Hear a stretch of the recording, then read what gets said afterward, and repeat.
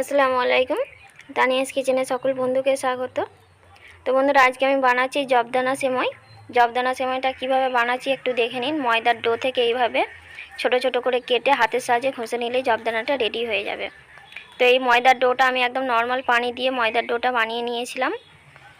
জবদানাগুলো বানিয়ে রোদে খুব ভালো করে শুকিয়ে নিতে হবে। এই জবদানাগুলো বানাতে আমার 2 থেকে 3 দিন সময় লেগেছে। এখন এই জবদানাটা রান্না করে নিচ্ছি। কড়ার মধ্যে তেল দিয়ে নিয়েছিলাম। তেল দিয়ে জবদানাগুলো লাল করে ভেজে নিতে হবে। লাল করে ভাজা হয়ে গেলে এখন দিয়ে নিয়েছি তেজপাতা, এলাচ, কিছুটা পানি, দিয়ে নিচ্ছি গুঁড়ো দুধ। জবদানা সেমাইটা এখানে দুধ সেমাইয়ের মতনই রান্না করে নিতে হবে। আর এখানে কিছুটা দিয়ে নিচ্ছি লিকুইড দুধ। চিনিটা আপনাদের প্রয়োজন মতো দিয়ে নেবেন। তো বন্ধুরা, আমার এই রেসিপিটা ভালো লেগে থাকলে অবশ্যই ছোটো একটা লাইক, কমেন্ট, শেয়ার করতে ভুলবেন না। এখন আমার চ্যানেলে যারা যারা নতুন, চ্যানেলটা সাবস্ক্রাইব করে পাশে থাকুন আর দেখতে থাকুন নতুন নতুন ভিডিও।